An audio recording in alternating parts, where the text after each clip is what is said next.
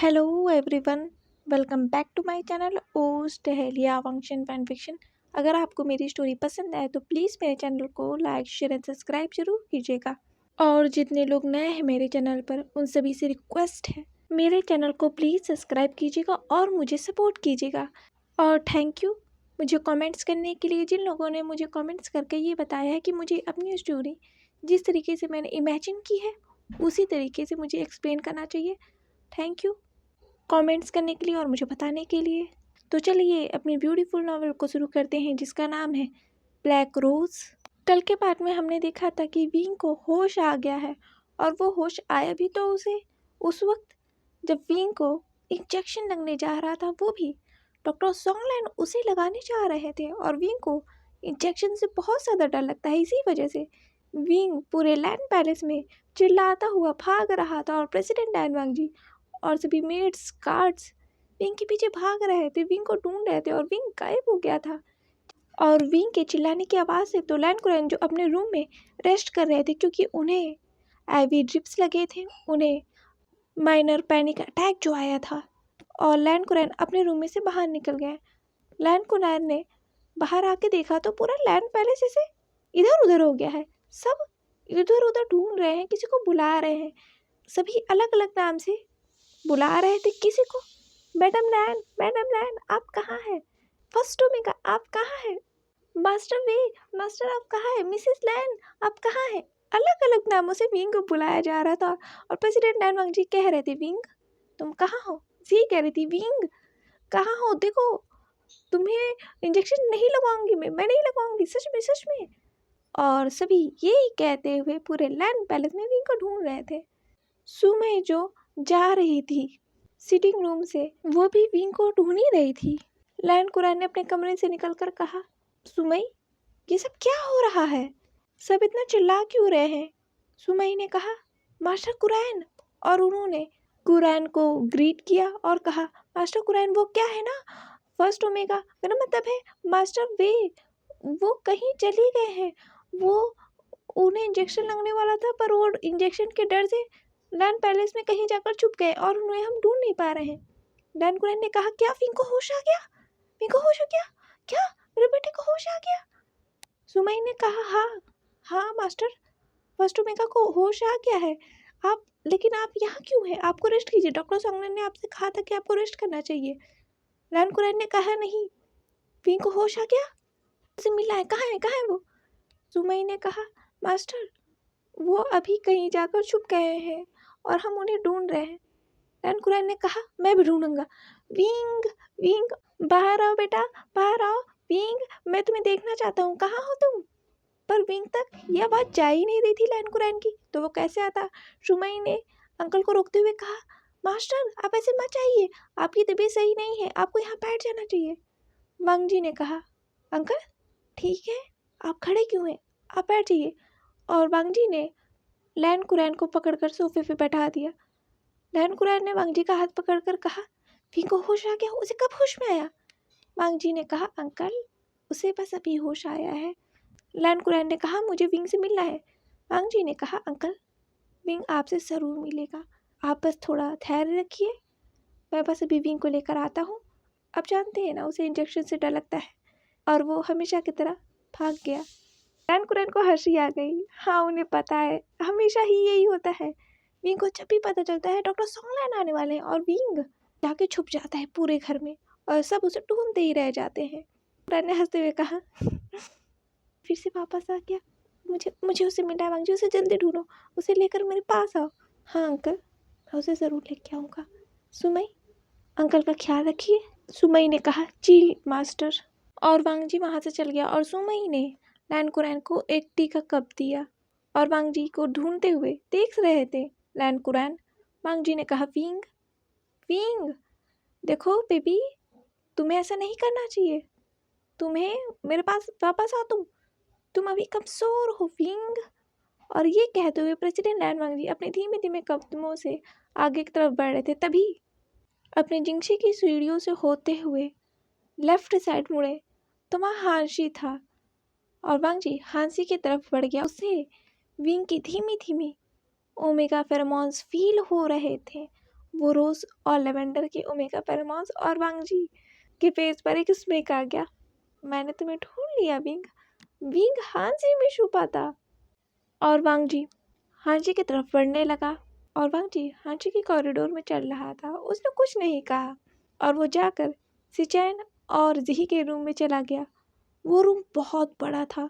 जाहिर सी बात है वो लैंड सेक्टर के क्लैन लीडर का रूम था, तो वो बड़ा होने ही वाला था वैसे भी, क्योंकि क्राउन प्रिंस वैसे भी लैंड सिचैन ही थे, तो वो रूम पहले से ही बड़ा था। हांशी की जो दीवारें थी वो ब्लू कलर की थी, जो देखने में बहुत खूबसूरत लग रहा था। वाइट और ब्लू से उसके बहुत अच्छा कॉम्बिनेशन बैठ रहा था, बिल्कुल रॉयल फील आ रहा था। जाहिर सी बात है पूरा लैंड पैलेस ही बहुत पुराना है, तो रॉयल्टी तो झलकेगी ही लैंड्स की। और वांग जी हांशी का डोर खोलकर अंदर चला गया। जी और सिचैन के रूम में जिंगजी और हांशी में कोई फर्क नहीं है, दोनों ही रूम एक बराबर हैं, क्योंकि दोनों ही क्राउन प्रिंस थे। वांग जी जब जी और लैन सिचैन के रूम में गया तो उसने चारों तरफ अपनी नज़रों को दौड़ाया और अपने ओमेगा को वो ढूंढ रहा था।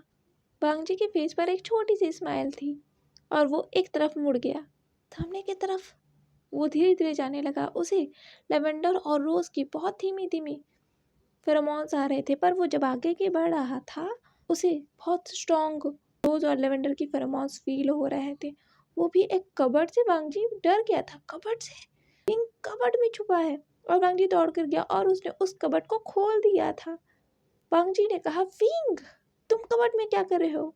विंग ने कहा, वो क्या है ना काका। वांग जी ने कहा, तुम यहाँ क्या कर रहे हो?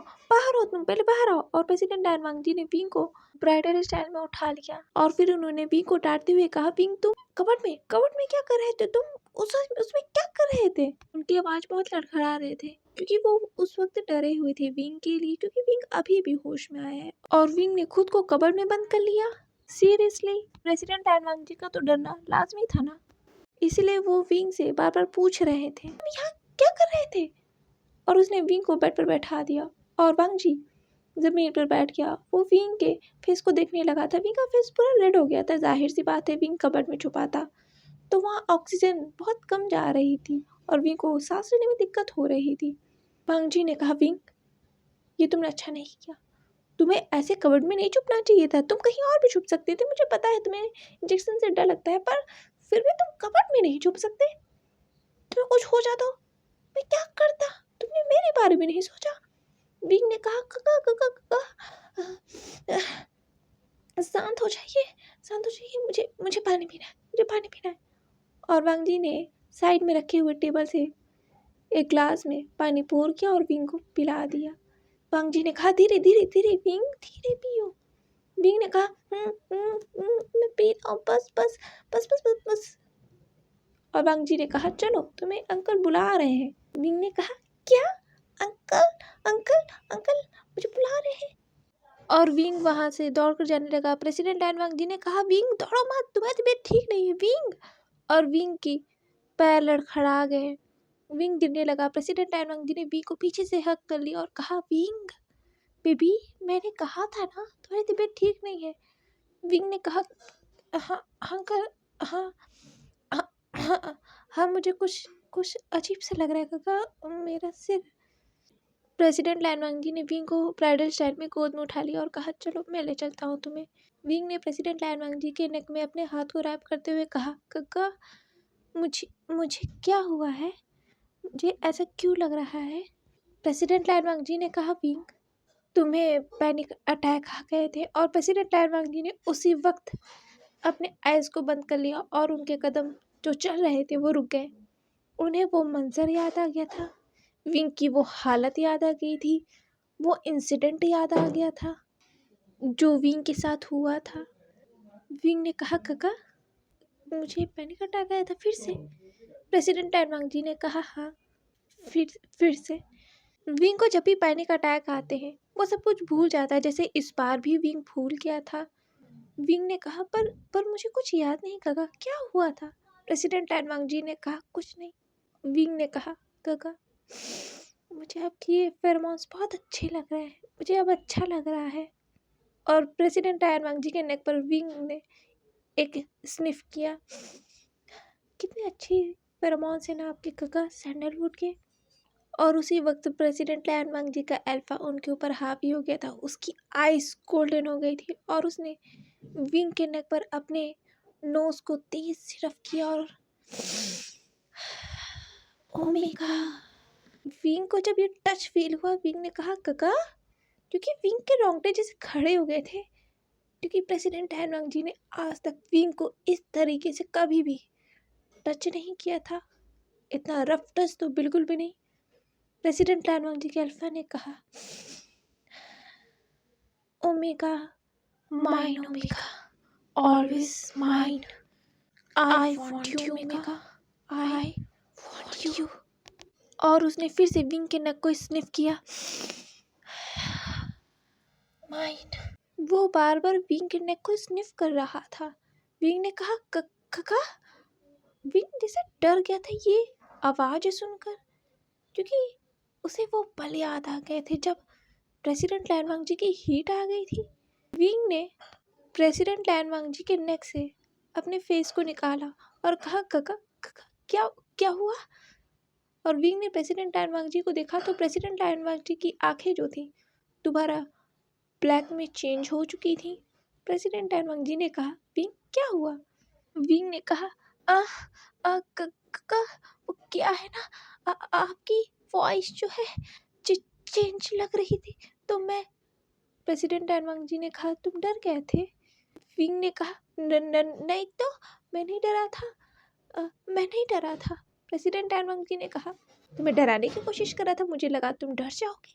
प्रेसिडेंट लैन वांग जी ने विंग से फर्स्ट टाइम झूठ बोला था। वो विंग को डराने नहीं चाहते थे।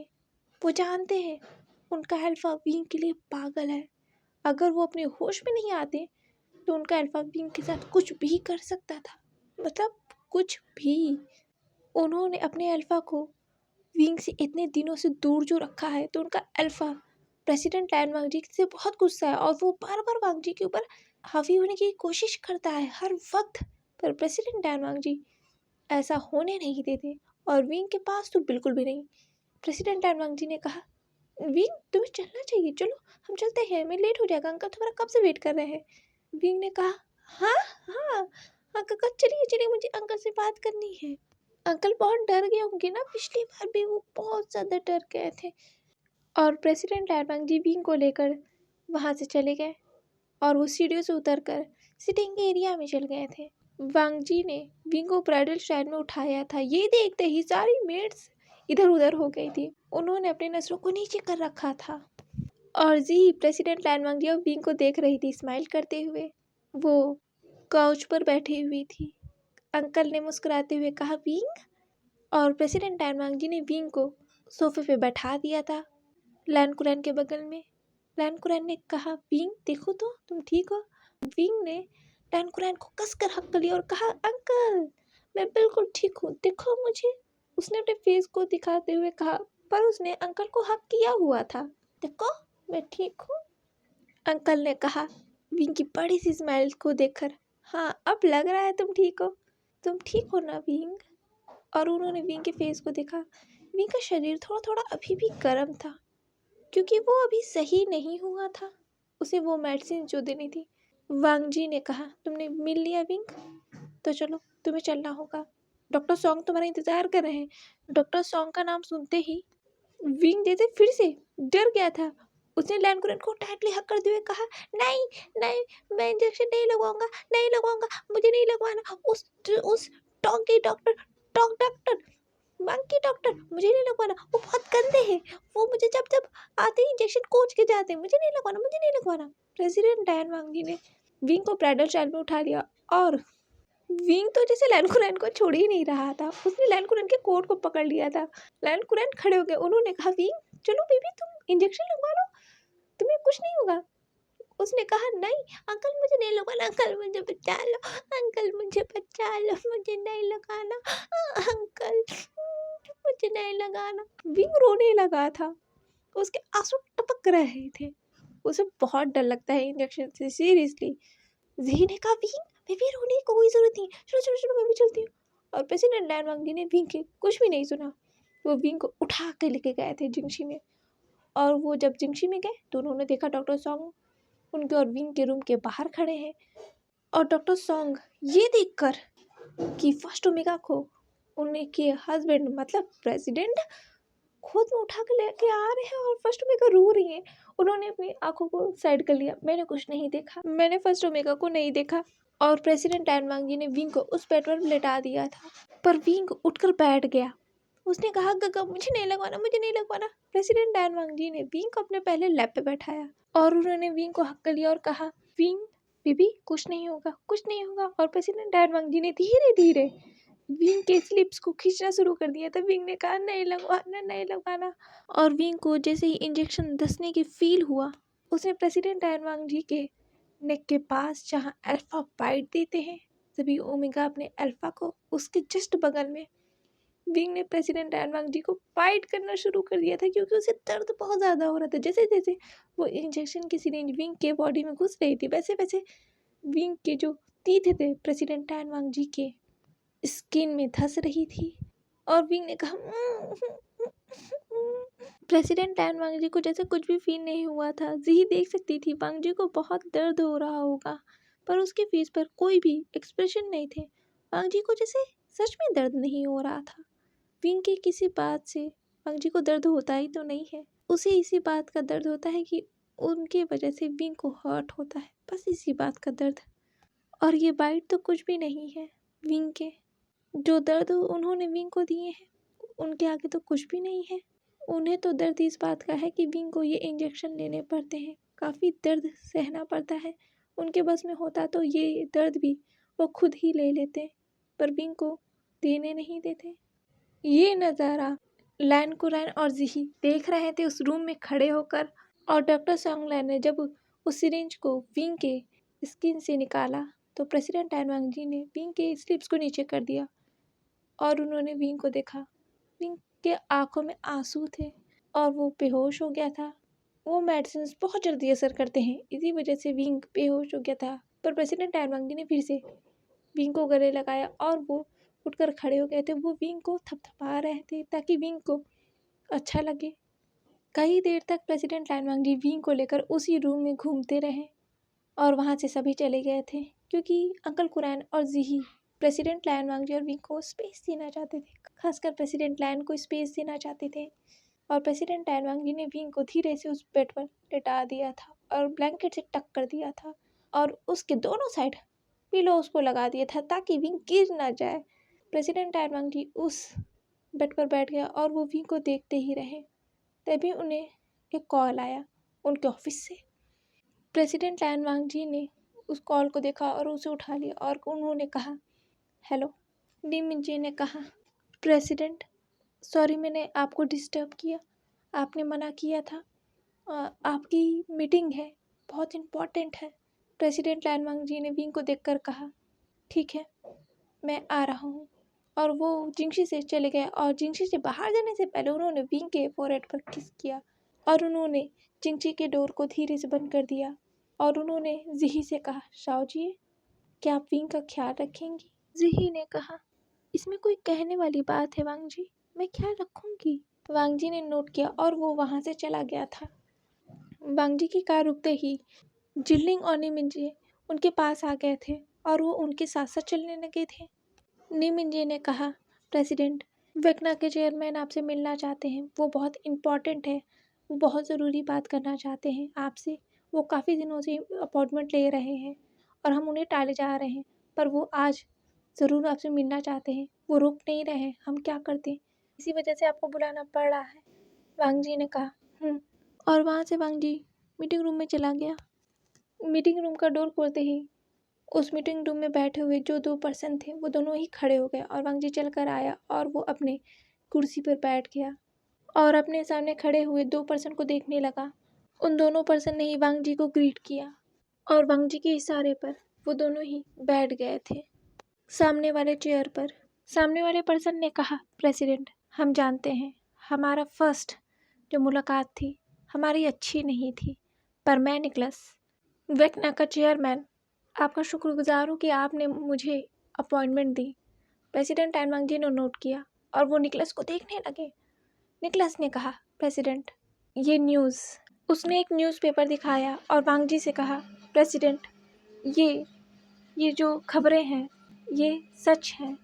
मैंने सुना है कि आप इसकी खोजबीन कर रहे हैं। वांग जी ने अपने नज़रों को झुकाया और उस न्यूज़पेपर को देखा। वो जो न्यूज़पेपर था उसमें वही खबर थी जो वो औरत लेके आई थी, वो लेडी लेके आई थी वांग जी के पास, ये न्यूज़पेपर दिखाते हुए कि उसकी बहन गायब है और आज मैं उसकी लाश देख रही हूँ। इस न्यूज़पेपर में वही खबर थी। निकलस ने कहा, प्रेसिडेंट ये जो लेडी थी जिसकी मौत हुई है, ये दोनों ही लेडीज़ जो हैं वो हमारे वेक्ना के हाउस में रहती हैं, वेक्ना में रहती हैं। वांग जी ने निकलस को देखा। हाँ, वांग जी को पता है, उसने खोज जो करवाया था, रिसर्च करवाया है उसने, पर अभी तक कोई रिजल्ट सामने नहीं आया है। कुछ सबूत बता रहे थे कि इसमें निकलस शामिल है, पर वो खुद ही वांग जी के पास लेके आए हैं। वांग जी को इंटरेस्ट आने लगा। वांग जी ने अपने दोनों हाथों को उस टेबल पे रखा और कहा, तो आप ये हमारे पास क्यों लेके आए हैं? आप तो इतने केपेबल हैं कि आप इस रैकेट को संभाल सकें। वांग जी ने टॉन्ट किया था क्योंकि निकलस जो थे यानी वेक्ना पूरे चाइना के ओमेगास को सुरक्षित रखने का दावा करती है, तो उन्हीं के यहाँ से ओमेगास का गायब होना, ये तो शक की बात थी ना, उनके ऊपर जो इशारा कर रही थी। निकलस ने कहा, प्रेसिडेंट हमें माफ़ कर दीजिए, हमें ये नहीं पता था। इस मौत के बाद हमारे सामने ये रैकेट आया है, तो आपको तो मुझसे नहीं वाइस प्रेसिडेंट को मिलना चाहिए। वैसे भी वेंस जो हैं वहाँ के ओनर हैं। क्यों? वांग जी ने स्मित करते हुए निकलस को देखा। निकलस ने कहा, प्रेसिडेंट मैं जानता हूँ, पर हम उनके पास गए थे, हम उनके पास कई बार गए हैं, इससे पहले भी हम गए हैं, पर वो कह रहे हैं वो संभाल रहे हैं, पर वो ऐसा नहीं कर रहे हैं। हमारे यहाँ कम से कम 50 ओमेगा गायब है और ये जो मौत है ये उसकी शुरुआत है। हम कुछ नहीं कर पा रहे हैं, हमारे हाथ से सब निकल रहा है। और वाइस प्रेसिडेंट वो हमारी बात सुनने के लिए तैयार नहीं है। वो कह रहे हैं कि वो इस पर रिसर्च कर रहे हैं, कई महीने हो गए हैं प्रेसिडेंट, पर हम कुछ नहीं कर पा रहे। और सारी वाइस प्रेसिडेंट के लोगों ने वेक्ना पर अपना अधिकार कर लिया। धीरे धीरे वो दीमक की तरह वेक्ना को खा रहे थे और हमें पता नहीं चला। इस मौत के बाद हमने कई रिसर्च किए हैं, कई खोज किए हैं, बहुत पता लगाया, तब जाके हमें पता चला ये सिर्फ 50 ओमेगा ही नहीं गायब है। धीरे धीरे वेक्ना के कई हाउसेस से लोग गायब हुए हैं जिसकी गिनतियाँ ही नहीं है। वांग जी ने निकलस को देखा, कहा क्या? निकलस ने कहा हाँ।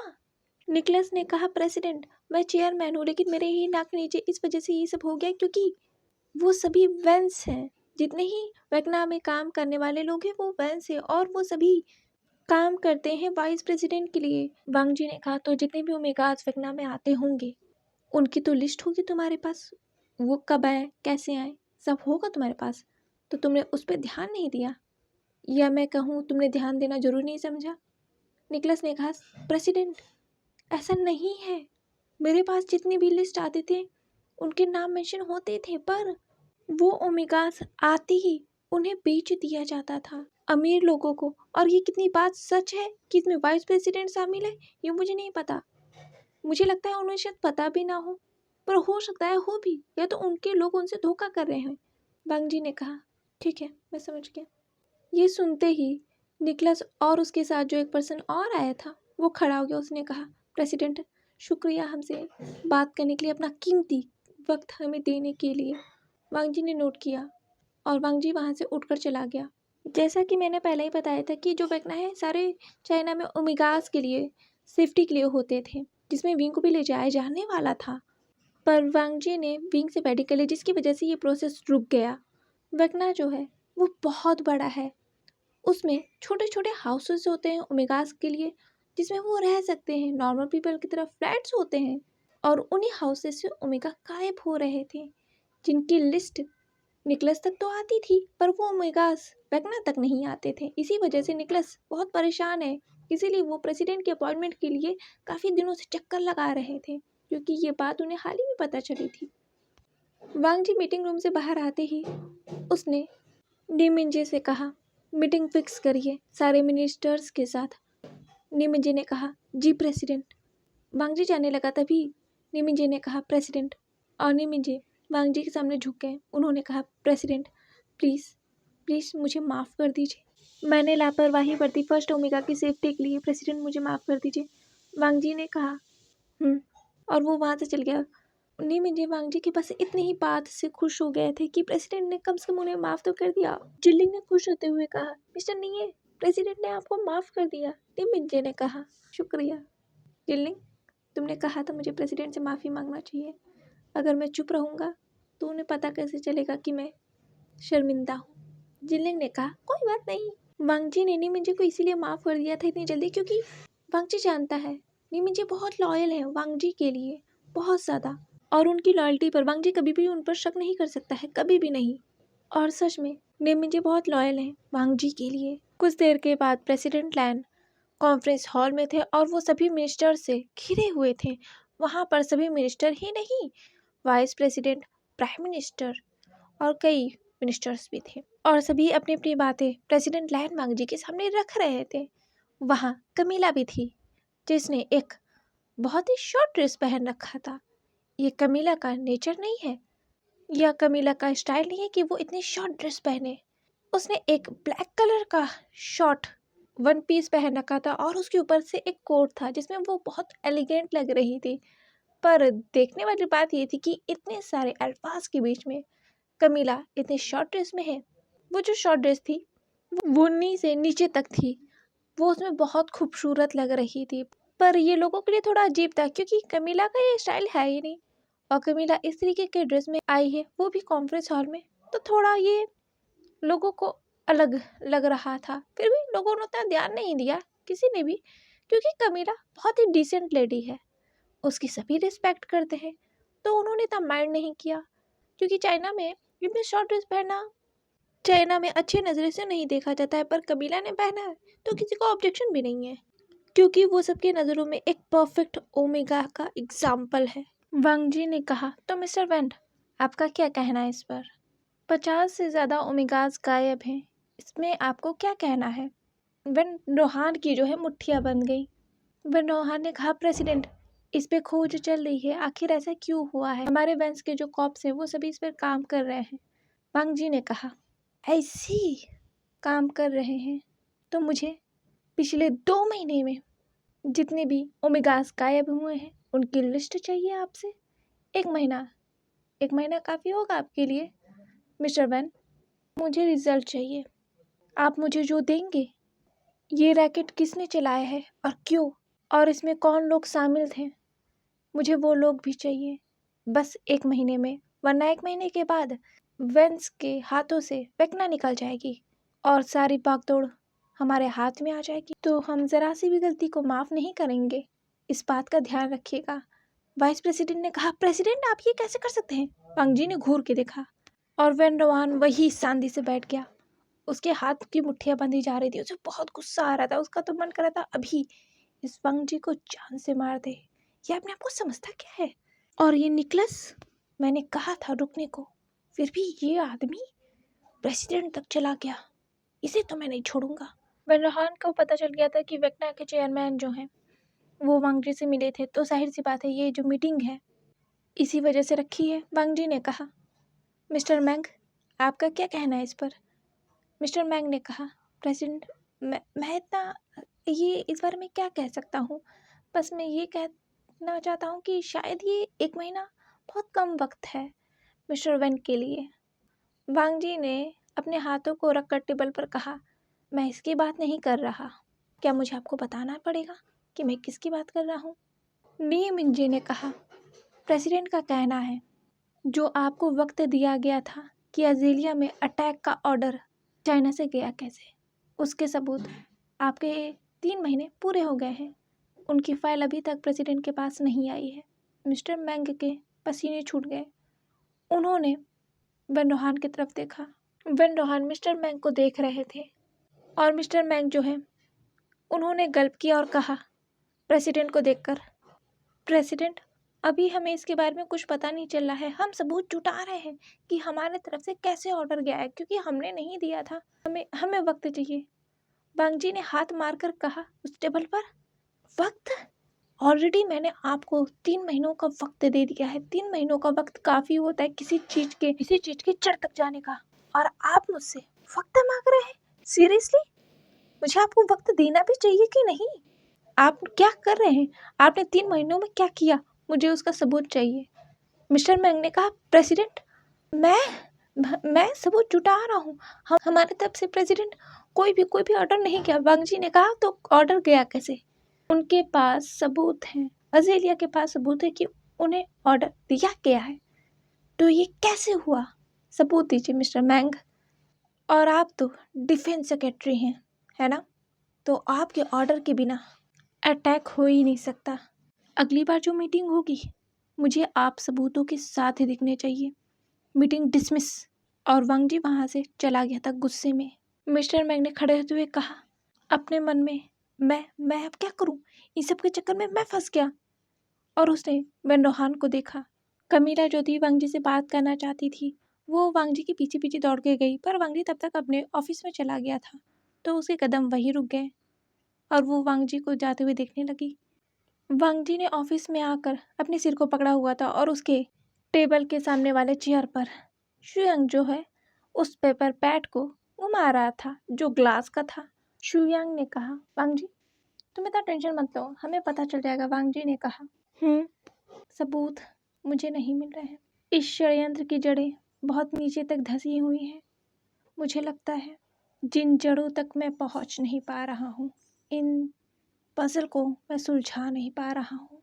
शुयांग ने उस पेपर पैड को जो ग्लास का था उसे रोकते हुए कहा, सही कहा तुमने, ये जड़ें जमीन के अंदर तक धंसी हुई हैं। यहाँ तक कि हम किसी पर भी भरोसा नहीं कर सकते हैं, यहाँ तक कि मिस्टर निकलस पर भी नहीं। वांग जी ने कहा, करेक्ट। शुयांग ने कहा, मुझे लग रहा है ये सब आपस में मिले हुए हैं। वांग जी ने शुयांग की तरफ देखा। शुयांग ने कहा, हाँ मुझे पता नहीं क्यों लगता है ये जो सारी सिचुएशन है, सारे जो हालात हैं वो पैदा किए जा रहे हैं। तुम्हारे ऊपर हमला होना, अजेलिया के ऊपर हमला होना, ये सिर्फ इंसिडेंट नहीं लगते हैं। वांग जी ने कहा, मैं भी यही सोच रहा था। तभी शुयांग ने कहा, फॉरगेट इट। मुझे ये बताओ, तुम ग्लाडोरिया में विंग को ले जाने वाले हो या नहीं? वांग जी ने कहा, नहीं। शुयांग ने कहा, व्हाट? वांग जी तुम विंग को क्यों नहीं ले जाओगे? विंग विक्टोरिया है और ग्लाडोरिया की शुरुआत जो है विक्टोरिया से ही होती है। जैसे होता था पहले वैसा ही होगा।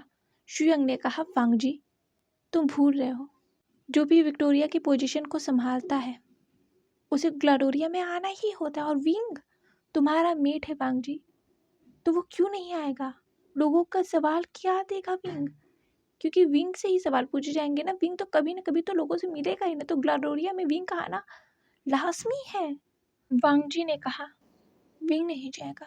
मैं विंग की सेफ्टी का कोई रिस्क नहीं ले सकता। मैं फिर और उसे खतरे में नहीं डाल सकता। शुयांग ने चेयर से खड़े होकर विंडो के पास जाते हुए कहा, वांग जी क्या तुम अपने कैपेबिलिटी पर खुद ही शक कर रहे हो? तुम्हें विंग को वहाँ ले जाना ही होगा, कोई और रास्ता है ही नहीं।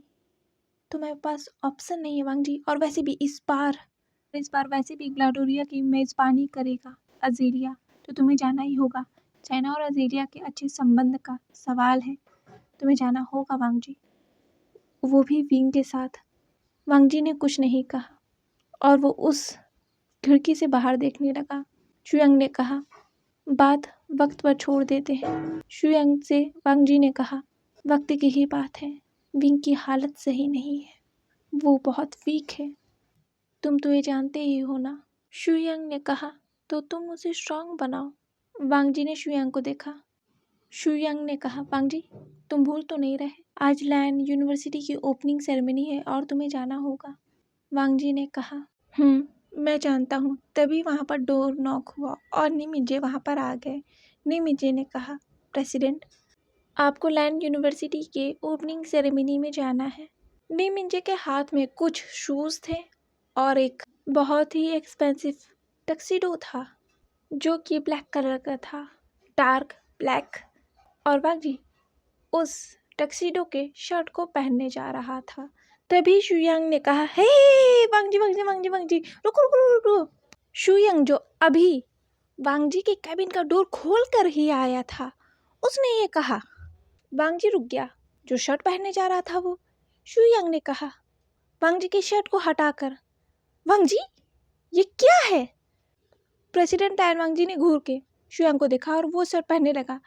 शू यंग ने कहा वांग जी रुको तो देखो तो जरा ये क्या है? Bite mark. वांग जी ये बाइट मार्क है। नहीं नहीं नहीं, ये तो लव बाइट है ना। शू यंग का जब भी मन करता है वांग जी के कैबिन में घुसता हुआ चला आता है बिना परमिशन के। ये सुनकर तो नीमिन जी के भी कान खड़े हो गए और उसने देखा जो शू यंग ने उस शर्ट को पकड़ रखा था। वांग जी को पहनने नहीं दिया। वांग जी के हाथ बीच में ही रुके थे और शू यंग उसे पीछे से देख रहा था। नीमिन जी ने भी देखा, हाँ लव बाइट लगता है। फिर उन्होंने अपनी नज़रों को नीचे कर लिया। मुझे ये देखना अलाउड नहीं है, मैं कैसे देख सकता हूँ? और उनके ईयर्स पिंक हो गए थे। वांग जी ने उस शर्ट को पहनते हुए कहा शट अप, ये कोई भी लव बाइट नहीं है। शू यंग ने कहा नहीं ये लव बाइट है। वांग जी क्या तुम्हारे विंग में सब कुछ हो गया? क्या ये विंग ने तुम्हें लव बाइट दिया है? प्रेसिडेंट लैन वांग जी ने घूर के देखा। क्या मतलब है सब कुछ हो गया है? और पर हुआ भी तो मैं इसे क्यों बताऊंगा कि हमारे बीच सब कुछ हो गया? वांग जी ने कहा शू यंग इसी वजह से, बस इसी वजह से, तुम्हारे इस हरकतों के वजह से ही तुम मार खाते रहते हो उस ओमेगा से। और फिर भी तुम सुधरे नहीं ना। अगली बार अच्छा था कि उसने तुम्हारे बाल उखाड़ लिए थे। शू यंग ने कहा वो तो हमारे बीच बहुत प्यार है। वांग जी ने कहा सीरियसली? शू यंग को देखते हुए। और शू यंग जो एकदम हैंडसम बन के तैयार होकर आया था, उसे लैंड यूनिवर्सिटी में जो जाना है। और अब कुछ देर के बाद लैंड यूनिवर्सिटी के सेमिनार हॉल में सभी बच्चे अपने अपने सीट पर बैठ रहे थे। कम से कम वहाँ 1000 से भी बच्चे होंगे जो अल्फास ओमेगास बीटा सभी थे।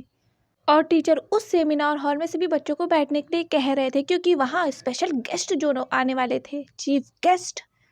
टीचर ने कहा सभी बच्चे जल्दी जल्दी जगह पर बैठो अपने, चीफ गेस्ट आ गए हैं।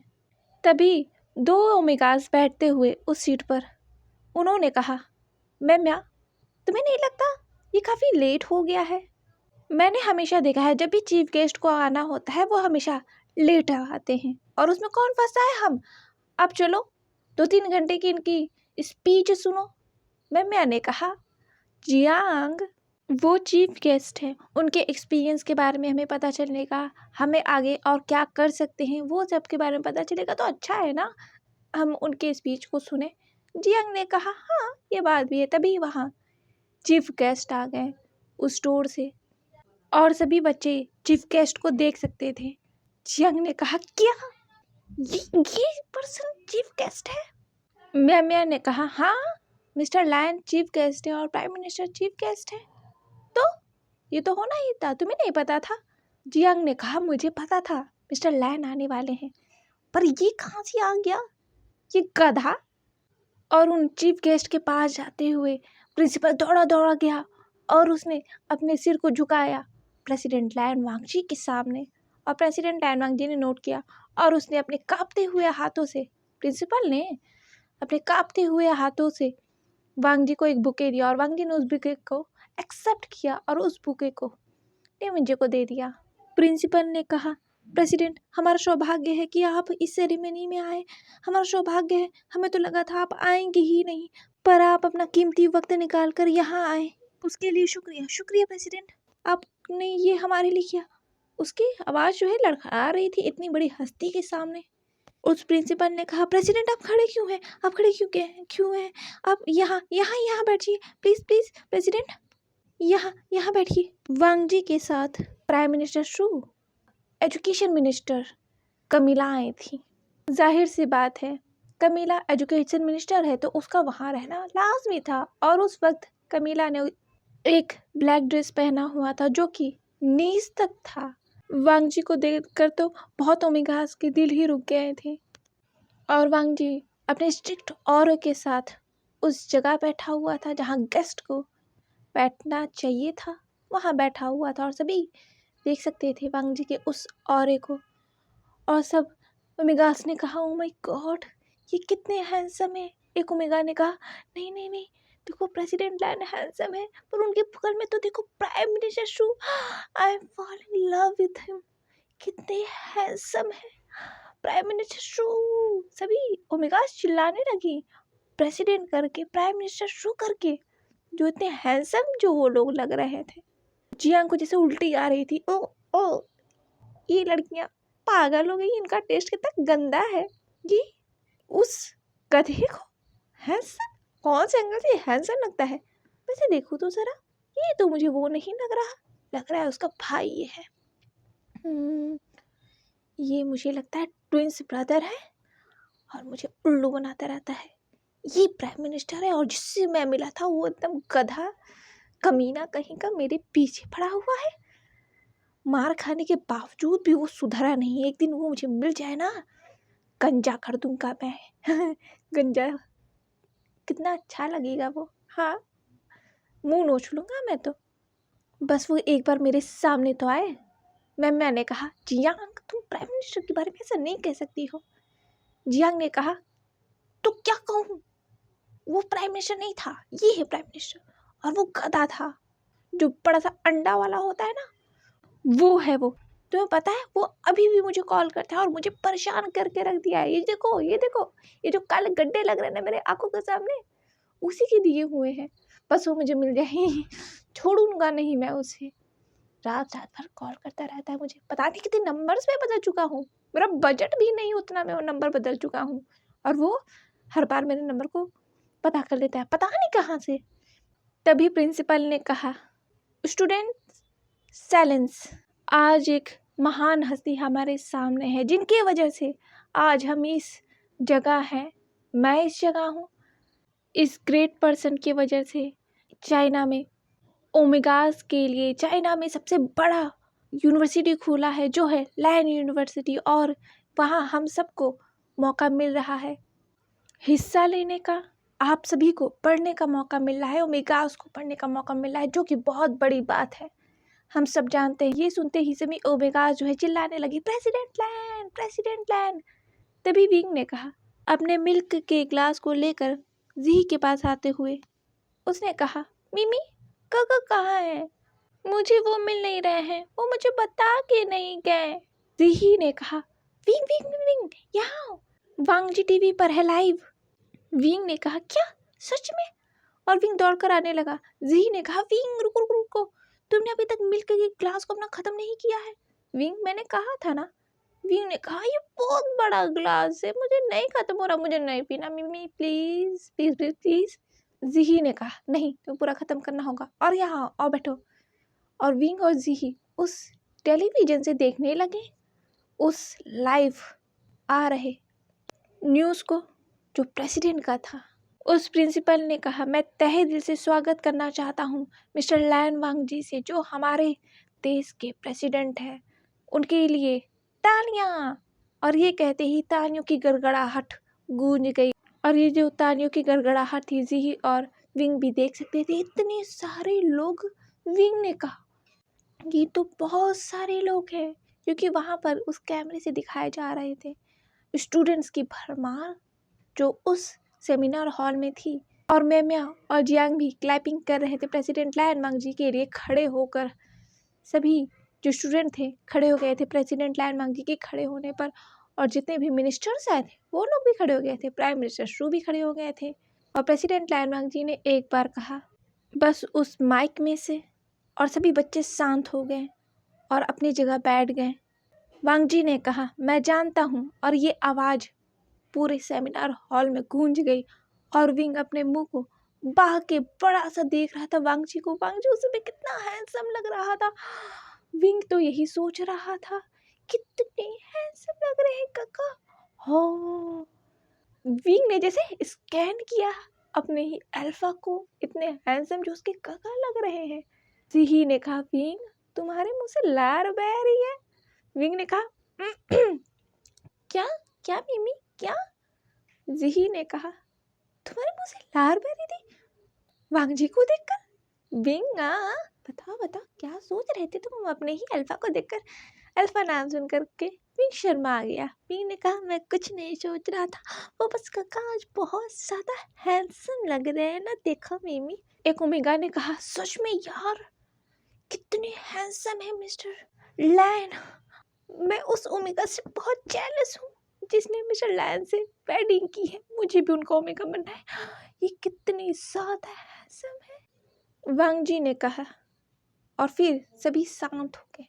मैं जानता हूँ बहुत लेट हो गया है, बहुत वक्त हो गया है इस लैंड यूनिवर्सिटी को बनने में। आपके आंखों के सामने इसके जो ब्लूप्रिंट थे बहुत पहले ही दिखा दिए गए थे, पर वो लागू नहीं हुए थे। मैं आपसे तहे दिल से माफ़ी मांगना चाहता हूँ। ये यूनिवर्सिटी को बनने में इतना वक्त जो लगा है। और पूरे स्टूडेंट चिल्ला के उन्होंने कहा, नहीं प्रेसिडेंट लैन, हम बहुत खुश हैं, आपने कम से कम हमारे लिए ये तो किया। सारी ओमेगा चिल्ला चिल्ला कर ये कह रही थी और वो सब बहुत खुश लग रहे थे उस वक्त। वांग जी ने कहा, तो मैं चाहता हूँ कि आप सब दिल से मेहनत करें और आगे बढ़े। और ये कहकर वो बैठ गया था अपनी जगह। वांग जी बहुत कम शब्द बोलता है, पर वो ऐसे शब्द बोलता है कि लोगों के दिल को छू जाते हैं, जैसे आज भी उसके जो लफ्ज़ है ओमेगास के दिल में छू गए थे। तभी वहाँ प्राइम मिनिस्टर शू आए। उन्होंने कहा, हेलो माय स्टूडेंट, आप सभी के लिए ये लैंड यूनिवर्सिटी तैयार है। आप सब मेहनत कीजिए, हम सब बस यही चाहते हैं, और हमारे देश का नाम रोशन कीजिए। ये तो आप करेंगे ना? सभी ओमेगास ने कहा, हाँ प्राइम मिनिस्टर शू हम करेंगे, मिस्टर शू ये कहकर सभी चिल्ला रहे थे। और कुछ ओमेगास ने कहा, कितने हैंडसम है, इनकी वॉइस कितनी मेलोडियस है, हाँ I am falling in love with her, नहीं हिम, कितने हैंडसम है ये, ओहो। जियांग ने कहा, हैंडसम, ये सच में हैंडसम है। उसे उल्टी आ रही थी यार इस आदमी को देख के। उसे तो याद आ गया था उसका वो दिन जब उसने इसी आदमी के बाल उखाड़े थे। जियांग ने अपने हाथों को देखा, एक बार और मौका मिले मिस, आदमी को गंजा कर दूंगा ये आदमी। और उसने अपने पैनी नज़रों से प्राइम मिनिस्टर शू को देखा, और प्राइम मिनिस्टर शू जो है वो जियांग को देखकर ये सब बोल रहे थे। प्राइम मिनिस्टर शू जो है वो जब वो इस सेमिनार हॉल में आए थे तो वो सबसे पहले उन्होंने पूरी भारी भीड़ में से जियांग को देखा था सबसे पहले। जियांग जो है लाखों में हो, प्राइम मिनिस्टर शू उसे ढूंढ लेंगे क्योंकि वो उनका ओमेगा है, वो मानते हैं अपना ओमेगा, तो वो ढूंढ लेंगे जियांग को। और जियांग जो है थोड़ा खिसक गया, कहीं ये मुझे ही तो नहीं देख रहा। प्राइम मिनिस्टर शू ने कहा, बस मैं यही कहना चाहता हूँ आप लोगों से दिल से। और उन्होंने एक ब्लिंक किया। इस ब्लिंक को सभी ने देखा था और वो सभी, हाँ प्राइम मिनिस्टर ने ब्लिंक किया, इतनी कोल्ड पर्सनैलिटी ने पहली बार ब्लिंक किया। क्योंकि शुयांग जो है लोगों के सामने बहुत कोल्ड है, एरोगेंट है, लोगों से बात करना पसंद नहीं करता, पर वो तो जियांग के सामने अलग ही पर्सनैलिटी बन जाता है। उसका दिल ही जानता है कि ये पर्सनैलिटी ऐसी नहीं है जैसा वो दिखाता है। जियांग और जैसे घुस गया उस चेयर में, जैसे वो गिर जाता। मैं इस पर्सनैलिटी को नहीं जानता, इस पर्सन को मैं नहीं जानता, इसने मुझे देख के नहीं किया है। पर शू यांग ने जानबूझकर ये ब्लिंक किया था जियांग को उस कैमरे में देखकर, क्योंकि एक बड़ी सी स्क्रीन उन सभी के सामने जो चल रही थी और उस स्क्रीन पर फोकस किया जा रहा था प्राइम मिनिस्टर शू को उस वक्त। और जियांग जैसे घुसा जा रहा था, उसे शर्म आ रही थी, वो छुपने की कोशिश कर रहा था। ये खुलेआम, ये अल्फा, ये क्या कर रहा है, किसी को पता चल गया तो। जियांग ने कहा, ये मुझसे मार खा के ही छोड़ेगा। म्या ने कहा, देखो तुम्हें कितना पसंद करते हैं जियांग। जियांग ने कहा, पसंद, माय फुट पसंद। और विंग भी ये देख रहा था। विंग की नज़र तो शुयांग पर नहीं थी, उसकी नज़र तो वांग जी और मिस कमिला पे थी, जो दोनों एक पास बैठे हुए थे एक साथ। और कमिला ने अपने पैरों को क्रॉस किया हुआ था और वो प्रेसिडेंट लायन वांग जी के पास झुके हुई थी। वो उनसे बातें करने की कोशिश कर रही थी। उसके हाथ जो थे प्रेसिडेंट के चेयर के पास थे, उनसे वो बातें करने की कोशिश कर रही थी। पर प्रेसिडेंट लायन वांग जी को ये पसंद नहीं आ रहा था। उनके फेस से लग तो नहीं रहा था, पर उन्हें पसंद नहीं आ रहा था। कमिला का उनसे ज़्यादा इतना कोसी होना, इतना ज़्यादा चिपकना प्रेसिडेंट को समझ में नहीं आ रहा था। अचानक से मिस कमिला ऐसा बिहेव क्यों करने लगी है, इतना उनसे चिपकने क्यों लग रही है, ऊपर से इतनी शॉर्ट ड्रेस, वो भी वांग जी के सामने। उन्हें ये पसंद नहीं आ रहा था, बिल्कुल भी नहीं, क्योंकि वांग जी को लग रहा था जानबूझकर मिस कमिला उनसे चिपकने की कोशिश कर रही है, जो कि उनका नेचर नहीं है। पर वांग जी ने फिर भी कुछ नहीं कहा। पर ये विंग को अच्छा नहीं लगा था। वांगजी और कमीला इतने पास, यहाँ विंग को होना चाहिए था, पर विंग की इतनी तबीयत खराब थी, इस वजह से प्राइम मिनिस्टर विंग को लेकर नहीं आ पाए। और वैसे भी विंग इस वक्त वीक है और वांगजी कुछ ज़्यादा ही विंग को लेकर पॉजेसिव है, इसलिए वो नहीं चाहते थे कि विंग को एक बार और कुछ हो ज़रा सा भी। इसी वजह से विंग यहाँ नहीं है और उसकी जगह मिस कमीला है। विंग को ये अच्छा नहीं लगा था वांगजी और कमीला का इतना पास होना। विंग खड़ा हो गया और उसने कहा, मिमी मैं अपने रूम में जा रहा हूँ। विंग की जो चमकती हुई आंखें थी वो अचानक से उदास हो गई थी। सी ही ये देख सकती थी पर उसे समझ में नहीं आ रहा था ऐसा क्यों। विंग ने कहा, मिमी ये मैं ना अपने रूम में जाकर ख़त्म कर दूंगा, प्रॉमिस। और विंग वहाँ से ये कहते हुए चला गया और सुमई भी ये देख सकती थी। आज के लिए बस इतना ही, मिलते हैं नेक्स्ट पार्ट में ब्लैक रोज के एक और पार्ट के साथ। सॉरी आज मुझे इतना ज़्यादा लेट हो गया अपलोड करने में, सॉरी एक बार फिर, एंड बाय बाय।